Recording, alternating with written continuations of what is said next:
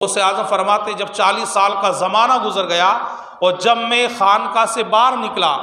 دھوپ بہت تیز تھی مگر ایک بدلی جو ہے میرے اوپر آ گئی، یعنی آسمان کا ٹکڑا میرے اوپر آ گیا، وہ سایہ ہو گیا، اور اس سائے کے اندر سے آواز آئی، اے عبد القادر، اب تجھے عبادت کرنے کی کوئی ضرورت نہیں۔ آج کا اگر کوئی آدمی ہوتا تو خوش ہو جاتا، لو صاحب آسمان سے آواز آ گئی ہے، اللہ کی طرف سے آواز آ گئی ہے کہ مجھے اب عبادت کی کوئی ضرورت نہیں، پاگل ہو جاتا۔ مگر وہ غوث اعظم تھے، غوث اعظم کے پاس علم تھا۔ بندہ علم کے ذریعے ہی تو ہر چیز کے اندر تمیز کرتا ہے، حلال حرام کو علم کے ذریعے ہی جانتا ہے، جائز ناجائز کو علم کے ذریعے ہی جانتا ہے، چھوٹے بڑوں کا ادب بھی علم ہی کے ذریعے سمجھتا ہے۔ جب یہ آواز آئی عبد القادر تجھے عبادت کی ضرورت نہیں، تو غوث اعظم کے ذہن میں ایک بات پیدا ہوئی کہ عبادت تو سیدنا ابو بکر صدیق پر بھی معاف نہیں تھی، نماز تو عمر فاروق اعظم پر بھی معاف نہیں تھی، عثمان غنی پر معاف نہیں، مولائے کائنات پر معاف نہیں، تمام صحابہ پر معاف نہیں، تو پھر یہ آواز آ رہی ہے اور مجھے جو کہا جا رہا ہے عبد القادر تجھ پر عبادت معاف، اب تجھے عبادت کی ضرورت نہیں، تو آپ سمجھ گئے کہ یہ غیبی آواز نہیں بلکہ شیطان کا وار ہے۔ آپ نے فرمایا کہ جب اللہ کے نیک بندوں پر عبادت معاف نہیں تو عبد القادر کیا چیز ہے کہ عبد القادر پر عبادت معاف ہو جائے۔ آپ نے فرمایا لا حول ولا قوت الا باللہ العلی العظیم، جب یہ پڑھا تو وہ بدلی پھٹ گئی۔ شان اولیاء اکرام یعنی اللہ کے دوستوں کا ذکر مسلسل کئی جمعہ سے ہم اور آپ سماعت کرتے چلے آ رہے ہیں،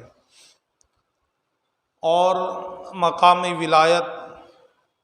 جس بندے کو اللہ تبارک و تعالی عطا فرماتا ہے، پہلی تو یہ بات کہ اللہ اسے علم عطا فرماتا ہے۔ کسی جاہل کو اللہ اپنا دوست نہیں بناتا ہے، وہ علم چاہے مدرسہ کے اندر حاصل کیا جائے یا کسی مرد قلندر کی ایک نگاہ سے اسے علم حاصل ہو جائے، اور یا پھر وہ ماں کے پیٹ ہی سے علم حاصل کرے، جیسا کہ حضور غوث اعظم رضی اللہ تعالیٰ عنہ آپ 17 پارے کے حافظ قرآن بن کر دنیا کے اندر تشریف لائے۔ حضرت خواجہ قطب الدین بختیار کاکی رحمۃ اللہ تعالی علیہ کے تعلق سے بھی یہی ملتا ہے، تو اس طرح کئی بزرگوں کے تعلق سے ملتا ہے کہ انہوں نے قرآن کے متعدد آیات مبارکہ یا پارے جو ہے اپنی ماں کے پیٹ ہی سے حفظ کر کر وہ دنیا کے اندر تشریف لائے۔ تو ولی کے لیے ضروری ہے علم کا ہونا، کوئی بغیر علم کے اللہ کا دوست نہیں بن سکتا ہے، اور علم بھی جو ہے شریعت کا علم، یعنی علم تو کئی طرح کے، ایک علم دنیا ہے، ایک علم آخرت ہے۔ علم آخرت یعنی قرآن حدیث کا علم کہ جو آخرت کی یاد دلاتا ہے، اور ایک علم دنیا ہے، علم دنیا کے اندر بچہ ڈاکٹر بھی بنتا ہے، وکیل بھی بنتا ہے، ماسٹر بھی بنتا ہے، مجسٹریٹ بھی بنتا ہے، یہ سارے علوم جو ہے یہ دنیاوی علوم ہیں، اور دینی علوم جو ہے وہ قرآن کا، احادیث مبارکہ کا، فقہ کا، یہ علوم ہے کہ جسے اللہ تبارک و تعالیٰ اپنے خاص بندوں کو عطا فرماتا ہے۔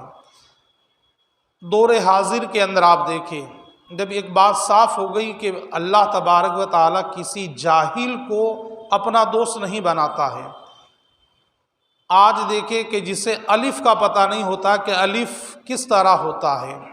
یا حروف تہجی کس طرح کے ہوتے ہیں، جس نے قرآن پڑھا ہی نہیں مگر آپ دیکھیں زمانہ اسے بھی پیر صاحب کے نام سے جانتا ہے۔ پیر کے لیے ضروری ہے علم کا حاصل کرنا، جب اسے قرآن حدیث کے بارے میں معلومات ہی نہیں ہے تو پھر آپ بتائیے وہ کائے کا پیر ہے؟ پیر تو ہدایت دینے والا ہوتا ہے، یعنی اگر اس کا مرید گمراہ ہے، راستے سے بھٹکا ہوا ہے، تو وہ اپنے کشف کے ذریعے، اپنے علم کے ذریعے اپنے مرید کو راہ راست پر لاتا ہے، سیدھے راستے پر لاتا ہے۔ اب جو خود ہی سیدھے راستے پر نہیں ہو تو بتائیے پھر وہ دوسروں کو سیدھے راستے پر کہاں سے لائے گا؟ تو اس چیز کا بھی خیال رکھے کہ کسی مرد دانا سے اگر مرید ہو تو پہلے معلومات کر لے کہ حضرت جو ہے کہاں تک پڑھے ہوئے ہیں، کس مدرسہ سے حضرت نے تعلیم حاصل کی ہے، علمی معیار حضرت کا کیا ہے، کہاں تک ہے۔ تو یہ تو مرد حضرات کی بات تھی۔ ہم تو عقل کے اتنے اندھے ہو گئے ہیں کہ اگر پتہ چل جائے کہ فلاں عورت پر سواری آتی ہے تو آپ دیکھ کے مرد حضرات کی بھیڑ جمع ہو جائے گی، اچھے اچھے سمجھدار آدمی بھی اس سواری کے سامنے بے سوار ہوتے ہوئے نظر آئیں گے۔ اور پھر اتنا اونچا جھوٹ بولا جاتا ہے، اس لیے کہ اگر آپ چھوٹا موٹا جھوٹ بولیں گے تو کوئی تعجب ہی نہیں کرے گا۔ مثال کے طور پر آپ اگر یہ کہیں کہ کوئی شخص جو ہے تندور کی 3 روٹی کھا لیتا ہے تو کوئی تعجب کی بات نہیں ہے، 2-3 انسان کھاتا ہی ہے، 4 تک بھی کھا لیتا ہے۔ مگر آپ کہیں کہ 15 روٹی کوئی کھا لیتا ہے تو اب آپ کے کان کھڑے ہو جائیں گے کہ یار ایسا کیسے ہو سکتا ہے۔ کوئی کہے کہ آدھا کلو 300 گرام کوئی بریانی کھا لیتا تو کھا لیتا ہوگا، لیکن آپ کہے کہ کوئی 5 کلو بریانی کھا لیتا ہے، اب آپ کے کان کھڑے ہوں گے کہ یار یہ کیسے ہو سکتا ہے۔ تو اسی طرح انسان جھوٹ بھی ایسا بولتا ہے کہ سواری آ رہی ہے، کس کی سواری؟ غوث پاک کی سواری، معاذ اللہ ثم معاذ اللہ، امام حسین کی سواری آ رہی ہے۔ اچھا غور کرے چھوٹی سی بات، غوث اعظم کی زبان عربی زبان ہے، امام حسین کی زبان عربی زبان ہے، اور جس پاگل عورت پر سواری آ رہی ہے اسے عربی کا الف بھی پتہ نہیں کہ عربی کسے کہا جاتا ہے۔ وہ اردو زبان کے اندر آپ سے بات کر رہی ہے، مارواڑی زبان میں بات کر رہی ہے یا ہندی زبان کے اندر بات کر رہی ہے۔ غور کریں آپ، غوث اعظم کی سواری کہاں سے آئے گی؟ جس غوث نے پوری زندگی بھر پردے کا حکم دیا، جس غوث کے والد نے کبھی کسی غیر عورت کو دیکھا نہیں، جس غوث کی ماں نے کسی بھی غیر مرد کو دیکھا نہیں، غیر مرد کی آواز نہیں سنی، تو بتائیے اس غوث کی سواری کسی عورت کے اندر کہاں سے آ جائے گی؟ تو یہ جھوٹ بات ہوتی ہے، لوگوں کو بہکانے کا طریقہ ہوتا ہے، لوگوں کو گمراہ کرنے کا طریقہ ہوا کرتا ہے۔ اور پھر آپ دیکھیں غوث اعظم رضی اللہ تعالیٰ عنہ کو 800 برس کا زمانہ گزر چکا ہے۔ غوث اعظم کی روح مبارکہ ہے اور قرآن کا فیصلہ ہے، اللہ نے فیصلہ فرما دیا ہے ایک روح جو ہے ایک جسم میں ہی داخل ہوگی، دوسرے جسم کے اندر روح داخل نہیں ہو سکتی۔ جب قرآن کا فیصلہ ہو چکا ہے تو اب بتائیے کہاں کی سواری کس کے اندر کہاں سے آ جائے گی؟ کوئی سواری کوئی سوار کسی کے اندر نہیں آتا ہے، بلکہ وہ جھوٹے لوگ ہوتے ہیں۔ اور اسی طرح جناتوں کو بھی موکل کے بارے میں بھی کہا جاتا صاحب کہ ان کے یہاں پر غوث اعظم کے دربار کے موکل ہے، یا حضور کے زمانے کے معاذ اللہ فلاں کے پاس میں اتنے موکل ہے، یا فلاں کے پاس کے اندر اتنے موکل ہے۔ غور کریں آپ، یہ اللہ والے ہیں۔ حضور کے زمانے کا اگر کوئی جن ہوگا تو وہ صحابی ہوگا، وہ صحابی رسول ہوگا، اس لیے کہ اس نے حضور کا زمانہ پایا اور حضور کے چہرے انور کی اس نے زیارت کی ہے۔ تو آپ دیکھیں جس نے حضور کا زمانہ پایا ہے تو وہ ناپاک مرد اور ناپاک عورت کے جسم کے اندر داخل کہاں سے ہوگا؟ تو یہ بھی جھوٹی بات ہے۔ ان من گھڑت باتوں سے ہمیں بھی بچنا چاہیے اور اپنے بھائیوں کو بھی بچانا چاہیے۔ تو میں عرض کر رہا تھا کہ بغیر علم کے کوئی اللہ کا ولی نہیں ہوتا ہے، اور دوسری بات بغیر خدا کے فرائض ادا کیے ہوئے اور بغیر مصطفیٰ کی سنت کو ادا کیے ہوئے کوئی اللہ کا ولی نہیں ہو سکتا ہے۔ یعنی بغیر نماز پڑھے اور بغیر مصطفیٰ کی سنتوں کو زندہ کیے ہوئے کوئی اللہ کا ولی نہیں ہو سکتا ہے۔ آپ تو چہرے پر داڑھی نہیں صاحب علاجی ہیں،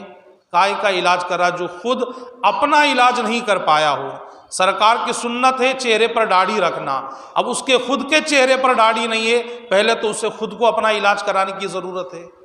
تو جو خود اپنا علاج نہیں کر پایا ہو وہ آپ کا علاج کہاں سے کرے گا؟ تو بغیر عبادت کے، بغیر علم کے، بغیر مصطفیٰ کی سنتوں کے ادا کیے ہوئے کوئی اللہ کا ولی نہیں ہو سکتا ہے۔ شیطان تو ہو سکتا ہے، شیطان کے بہکاوے میں آ سکتا ہے، اس لیے کہ شیطان انسان کا کھلا ہوا دشمن ہے، قدم قدم پر انسان کو بہکاتا ہے۔ آپ عبادت کریں، آپ کے دل کے اندر تکبر پیدا کرے گا، آپ باتوں ہی باتوں کے اندر ایسی بات اپنی زبان سے نکل جائیں گے کہ جس سے کبر پیدا ہوتا ہو، جس سے تکبر پیدا ہوتا ہو۔ اللہ کا فضل و کرم ہے کہ نماز پڑھتے ہیں، نماز پنجگانہ، اب اس کے اندر آپ نے یہ کہا کہ الحمدللہ نماز پنجگانہ پڑھتا ہوں میں، اور صبح 4 بجے اٹھ جاتا ہوں، یہاں تک تو ٹھیک ہے صبح 4 بجے اٹھ جاتے ہیں، لیکن اب آپ اگر اس کے اندر اور مرچ مسالہ لگائیں گے کہ صبح 4 بجے اٹھ جاتا ہوں اور 30 سال سے برابر نماز تہجد ادا کر رہا ہوں۔ اب یہ نماز تہجد کا ذکر کرنا جو ہے یہ آپ کے اندر تکبر پیدا کر رہا ہے، یعنی آپ سامنے والے کو حقیر سمجھ رہے ہیں، سامنے والے کو گرا ہوا سمجھ رہے ہیں، اور آپ اپنے آپ کی تعریف کر رہے ہیں کہ میں 30 سال سے الحمدللہ جو نماز تہجد ادا کر رہا ہوں۔ یہ بات دل کے اندر شیطان پیدا کرتا ہے، اور دیکھیں آپ جو اللہ کا دوست ہوتا ہے اس پر تو شیطان اور زیادہ وار کرتا ہے کہ کسی بھی طریقے سے وہ راہ راست سے انہیں ہٹا دے، کسی بھی طریقے سے بہکا دے۔ حضور غوث اعظم رضی اللہ تعالیٰ عنہ فرماتے کہ میں 40 سال تک عبادت کرتا رہا، جنگلوں کے اندر رہا، یہاں تک کہ لوگ مجھے جانتے نہیں تھے، اس لیے کہ جنگل کے اندر دیوانے کی طرح رہتا تھا، پانی مل گیا پی لیا اور درخت کے پتے کھا لیے، اس طرح اپنی بھوک کو مٹا لیا کرتا تھا اور عبادت کرتا تھا۔ اور جب 40 سال کا زمانہ گزر گیا، آپ دیکھیں 40 دن عبادت کرنے کے بعد انسان پاگل ہو جاتا ہے، کہتا کہ مجھے سایہ دکھ رہا ہے، میرے کانوں کے اندر آواز آتی ہے، مجھے کوئی آ کر اٹھاتا ہے، اس طرح بہکی بہکی باتیں کرتا ہے۔ غوث اعظم فرماتے جب 40 سال کا زمانہ گزر گیا اور جب میں خانقاہ سے باہر نکلا، دھوپ بہت تیز تھی مگر ایک بدلی جو ہے میرے اوپر آ گئی، یعنی آسمان کا ٹکڑا میرے اوپر آ گیا، وہ سایہ ہو گیا، اور اس سائے کے اندر سے آواز آئی، اے عبد القادر اب تجھے عبادت کرنے کی کوئی ضرورت نہیں۔ آج کا اگر کوئی آدمی ہوتا تو خوش ہو جاتا، لو صاحب آسمان سے آواز آ گئی ہے، اللہ کی طرف سے آواز آ گئی ہے کہ مجھے اب عبادت کی کوئی ضرورت نہیں، پاگل ہو جاتا۔ مگر وہ غوث اعظم تھے، غوث اعظم کے پاس علم تھا، بندہ علم کے ذریعے ہی تو ہر چیز کے اندر تمیز کرتا ہے، حلال حرام کو علم کے ذریعے ہی جانتا ہے، جائز ناجائز کو علم کے ذریعے ہی جانتا ہے، چھوٹے بڑوں کا ادب بھی علم ہی کے ذریعے سمجھتا ہے۔ جب یہ آواز آئی عبد القادر تجھے عبادت کی ضرورت نہیں، تو غوث اعظم کے ذہن میں ایک بات پیدا ہوئی کہ عبادت تو سیدنا ابو بکر صدیق پر بھی معاف نہیں تھی، نماز تو عمر فاروق اعظم پر بھی معاف نہیں تھی، عثمان غنی پر معاف نہیں، مولائے کائنات پر معاف نہیں، تمام صحابہ پر معاف نہیں، تو پھر یہ آواز آ رہی ہے اور مجھے جو کہا جا رہا ہے عبد القادر تجھ پر عبادت معاف، اب تجھے عبادت کی ضرورت نہیں، تو آپ سمجھ گئے کہ یہ غیبی آواز نہیں بلکہ شیطان کا وار ہے۔ آپ نے فرمایا کہ جب اللہ کے نیک بندوں پر عبادت معاف نہیں تو عبد القادر کیا چیز ہے کہ عبد القادر پر عبادت معاف ہو جائے۔ آپ نے فرمایا لا حول ولا قوت الا باللہ العلی العظیم، جب یہ پڑھا تو وہ بدلی پھٹ گئی، ایک وار تو یہ ہو گیا۔ اب جاتے جاتے شیطان نے پھر دوسرا وار کیا، اے عبد القادر تجھے تیرے علم نے بچا لیا۔ اب آپ دیکھیں اگر یہی بات آ جائے کہ اے عبد القادر تجھے علم نے بچا لیا، تو پھر انسان گمراہ ہو جائے گا کہ ہاں جو میں عبادت کرتا ہوں، یا پھر یہ آواز آ جائے تجھے تیری عبادت نے بچا لیا، تو پھر انسان گمراہ ہو جاتا ہے۔ غوث اعظم نے فرمایا کہ نادان پھر دھوکہ دینا چاہتا ہے، مجھے میرے علم نے نہیں بلکہ مجھے میرے رب کے فضل نے بچا لیا ہے، اللہ کے فضل نے مجھے بچا لیا ہے۔ اب شیطان یہاں سے لاجواب ہو کر بھاگا۔ غور کرنے کا مقام ہے جب غوث اعظم جو تمام ولیوں کے سردار ہے، انہیں قدم قدم پر بہکانے کے لیے شیطان ہر وقت تیار رہتا ہے، تو بتائیے اب اتنا زمانہ گزرنے کے بعد شیطان کیسے کیسے داؤ چلتا ہوگا، کیسے کیسے ہتھ کنڈے اپناتا ہوگا لوگوں کو راستے سے ہٹانے کے لیے۔ اور پھر آپ دیکھیں حضور غوث اعظم رضی اللہ تعالیٰ عنہ کی بارگاہ میں آپ کا ایک مرید آیا اور آ کر اس نے عرض کی کہ اے غوث اعظم میرے گھر کے اندر اچھا خاصا کاروبار ہے مگر جو مال میں کماتا ہوں اس کے اندر بچت نہیں ہوتی، یعنی تو غوث اعظم نے فرمایا اچھا ٹھیک ہے تم ایک کام کرو، اپنے مکان کے دروازے کے اوپر پردہ ڈال دو۔ آج کا مرید، بہت سارے لوگ تو ایسے ہیں کہ مرید بھی اس چکر میں ہوتے ہیں کہ پیر صاحب دعا کریں تاکہ مالدار ہو جائیں، آخرت اچھی ہو جائے اس کے لیے کوئی مرید نہیں ہوتا ہے، خوف خدا دل کے اندر آ جائے اس کے لیے کوئی مرید نہیں ہوتا، بلکہ اب تو گراف اتنا گر چکا ہے کہ لوگ سٹے کے نمبر ان بابا لوگوں سے معلوم کرتے ہیں، اور بہت سارے لوگ تو اتنے عقل کے اندھے ہو گئے، وہ اگوری بابا کہ جو سال سال 2 سال نہاتا نہیں ہے، جسم کے اوپر کیچڑ میل نظر آتے رہتے ہیں، بال ان کی جھٹائیں بل چکی ہے، اور اتنی گندی ان کی حرکتیں ہوتی کہ اچھا خاصا انسان دیکھ کر حقارت کرتا ہے، ان سے بھی لوگ ان کے بھی پیچھے پڑ جاتے ہیں اور ان سے بھی سٹے کے نمبر پوچھنے لگتے ہیں، اور معاذ اللہ انہیں بھی علاجی یعنی بابا سمجھتے ہیں۔ تو یہ ہمارا گراف، ہماری سوچ، ہماری فکر ہو چکی ہے۔ مگر جو اللہ والا ہوتا ہے اس کی ایک نشانی ہوتی ہے کہ اسے دیکھ کر خدا کی یاد تازہ ہو جائے۔ جو اللہ کا ولی ہوتا ہے اس کی سب سے بڑی نشانی یہ کہ جب اسے دیکھا جائے تو اللہ کی یاد تازہ ہو جائے، اللہ کا یاد دل کے اندر پیدا ہو جائے، اللہ کا ذکر زبان پر جاری ہو جائے، اللہ کے اندر اس کی زبان اور اس کا دل جو ہے مست ہو جائے، وہ اللہ کا ولی ہوا کرتا ہے۔ تو غوث اعظم نے فرمایا تم اپنے مکان کے دروازے پر پردہ ڈال دو۔ اس نے پردہ ڈال دیا۔ چند دن گزرے تھے کہ اس کے بعد اس کے کاروبار میں برکت ہونے لگی۔ پھر آنے کے بعد عرض کرنے لگا، اے غوث اعظم، آپ نے کوئی وظیفہ نہیں بتایا، عمل نہیں بتایا، آپ نے صرف اتنا کہا کہ مکان کے دروازے پر پردہ ڈال دو۔ میں نے ڈال دیا، اللہ نے اس کی برکت سے میرے کاروبار کو بہت پھولا دیا، پھلا دیا۔ اور اس کی وجہ کیا ہے؟ تو غوث اعظم نے فرمایا کہ تمہارے مکان پر ایک بے نمازی کی نظر پڑ گئی تھی، اور اس بے نمازی کی نظر کی نحوست کی وجہ سے تمہارے کاروبار میں برکت نہیں رہی۔ غور کریں ہم آپ کہ اگر ایک بے نمازی کی نظر مکان کے دروازے پر پڑ جائے تو گھر کی ساری برکتیں ختم ہو جاتی ہیں، اور اسی گھر کے اندر رہنے والا باپ بھی بے نمازی ہو، بیٹا بھی بے نمازی ہو، ماں بھی بے نمازی ہو، بیٹی بھی بے نمازی ہو، بہو بھی بے نمازی ہو، سب کے سب بے نمازی ہو، کوئی بھی نماز ادا کرنے والا نہ ہو، تو اب وہاں اللہ کی رحمتوں کی بارش کہاں سے ہوگی؟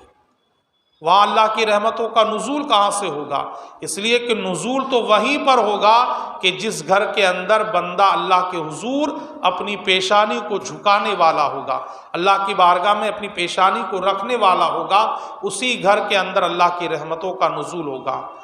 بہت پہلے اردو زبان کے اندر ایک مقولہ جو ہے، ایک جملہ بولا جاتا ہے کہ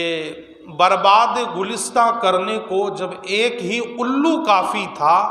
ہر شاخ پہ یعنی ہر ڈالی پر، ہر ٹہنی پر، ہر شاخ پہ الو بیٹھا ہے، انجام گلستہ کیا ہوگا؟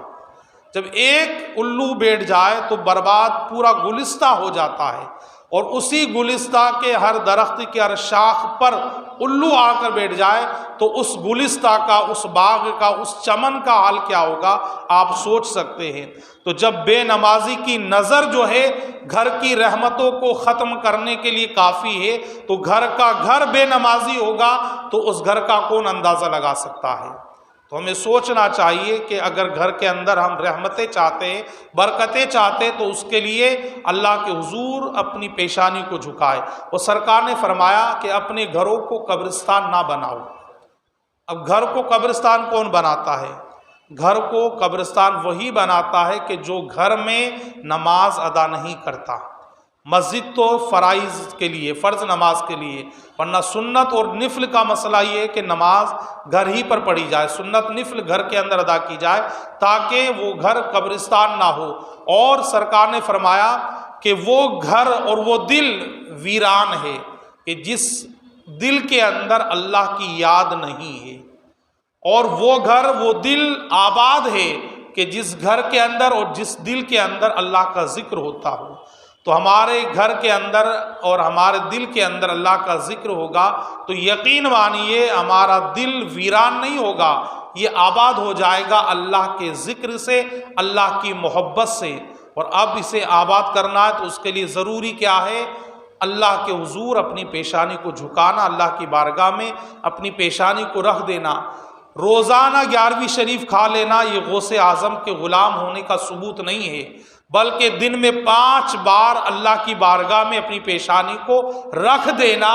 یہ غوث اعظم کے غلام ہونے کی ثبوت ہے۔ غوث اعظم کی غلامی کا جو دعویٰ کرتے ہیں تو دعوے کا مطلب کیا ہوتا ہے؟ جس سے محبت کی جائے اس کے نقش قدم پر چلے،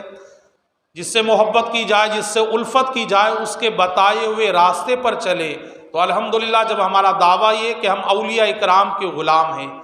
صحابہ اکرام سے بے پناہ محبت کرنے والے ہیں، صحابہ اکرام کی محبت کا حال دیکھیں آپ سیدنا عمر فاروق اعظم رضی اللہ تعالیٰ عنہ فرماتے ہیں نماز کی اہمیت کے بارے میں کہ نماز کیا ہے۔ آپ فرماتے کہ اگر دنیا کی ساری دولت ایک طرف جمع کر دی جائے اور ایک طرف نماز ہو اور عمر سے کہا جائے کہ عمر کیا لوگے، تو حضرت عمر فرماتے کہ میں نماز کو لوں گا۔ پوچھا اس کی وجہ کیا ہے، تو آپ نے فرمایا دنیا کا مال تو ختم ہونے والا ہے،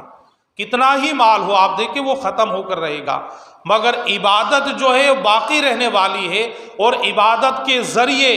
بندہ دنیا کے اندر بھی عزت پاتا ہے، بندہ قبر کے اندر بھی عزت پاتا ہے، اور آخرت کے اندر بھی عزت پاتا ہے۔ اب آپ دیکھیں کہ اگر بے نمازی ہوں گے تو اللہ دوستی ہی نہیں بنائے گا۔ پہلی بات تو اللہ کا اگر دوست بننا ہے تو اس کے لیے عبادت کا کرنا ضروری ہے، عبادت کریں گے تو اللہ کے دوست بن جائیں گے، اور پھر دنیا والوں کے دوست بننے سے کچھ فائدہ نہیں ہوگا۔ اگر اللہ کے دوست بن گئے تو اللہ ان دوستوں کے بارے میں فرماتا ہے کہ میں ان کے ہاتھ بن جاتا ہوں، میں ان کی نگاہیں بن جاتا ہوں، میں ان کی زبان بن جاتا ہوں، میں ان کے کان بن جاتا ہوں کہ جس سے وہ سنتا ہے، بولتا ہے، دیکھتا ہے۔ تو اللہ کے دوست بنے تاکہ قبر کی تمام منزلیں بھی آسان ہو جائے، ورنہ قبر جو ہے بڑی وحشت والی جگہ ہے، اور قبر اس جگہ کا نام ہے کہ جس کے بارے میں سرکار نے فرمایا جنت کے باغوں میں سے ایک باغ کا نام قبر ہے، جہنم کے گڈھوں میں سے ایک گڈھے کا نام قبر ہے۔ تو دونوں باتیں ہو گئی، کیا کہ اگر نیکی ہم نے کی ہے، نیک عمل کیے ہے، تو یہ قبر ہمارے لیے جنت کے باغوں میں سے ایک باغ بن جائے گی، اور برائی اگر ہم نے کی ہے تو جہنم کے گڈھوں میں سے ایک گڈھا قبر بن جائے گی۔ اور دوسری حدیث مبارکہ دیکھیں، سرکار نے فرمایا اے میرے صحابہ، کیا اس بندے کے جسم پر کوئی میل رہ سکتا ہے کہ جو دن میں 5 مرتبہ نہاتا ہو، 5 مرتبہ غسل کرتا ہو، کیا اس کے جسم پر میل باقی رہے گا؟ صحابہ نے عرض کی یا رسول اللہ اس کے جسم پر میل باقی نہیں رہے گا، اس لیے کہ 5 مرتبہ وہ غسل کرتا ہے تو میل کہاں سے باقی رہے گا؟ سرکار نے فرمایا نمازوں کی مثال بھی ایسے ہی ہے کہ جو بندہ 5 وقت نماز ادا کرے گا، اللہ تبارک و تعالیٰ کے رحمت کا پانی جو ہے اس کے گناہوں کو دھو دے گا،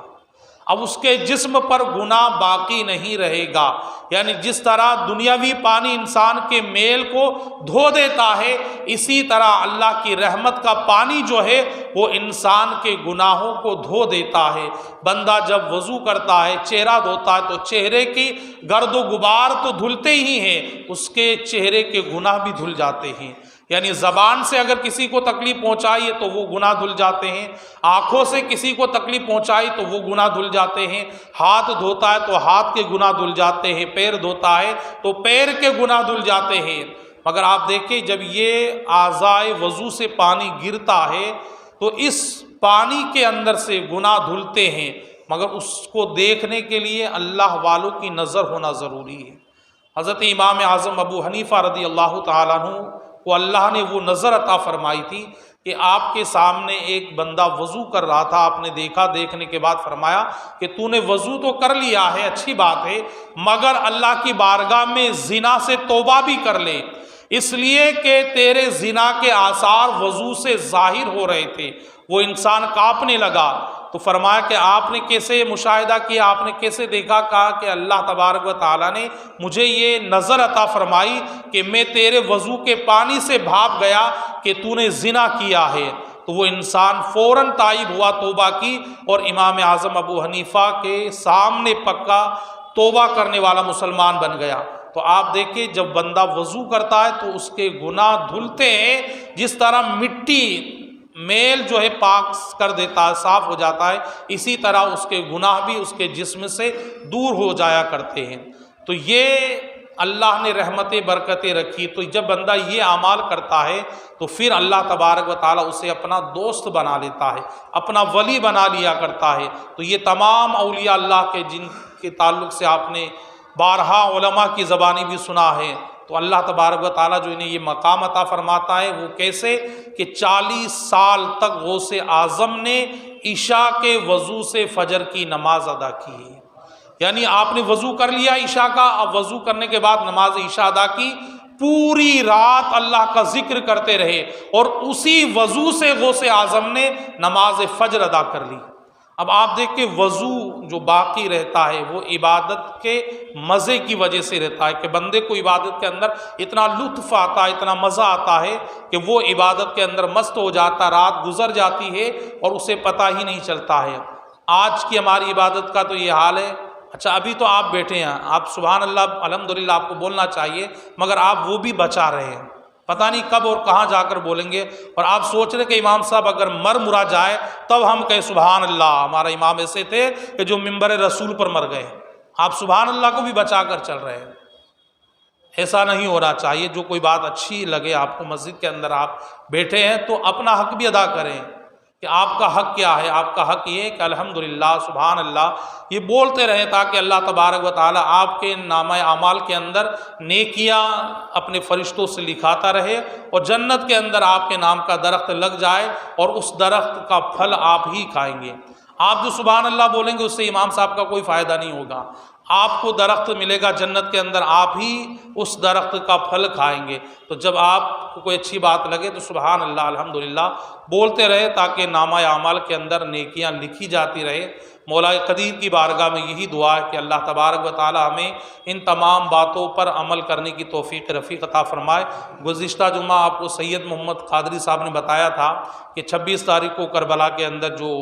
اہل سنت والجماعت کا اجتماع ہونے والا ہے اس کی آپ کو دعوت دی تھی۔ پھر میں بھی آپ کو دعوت دیتا ہوں کہ آپ خیال رکھیں 26 تاریخ کو کربلا کے میدان کے اندر الحمدللہ اہل سنت والجماعت کا بڑا عظیم الشان پروگرام ہونے جا رہا ہے، اس میں آپ شرکت فرمائیں۔ باہر سے علماء اکرام تشریف لا رہے ہیں۔ مولا قدیر کی بارگاہ میں دعا ہے کہ اللہ تبارک و تعالی ہمیں اس اجتماع کے اندر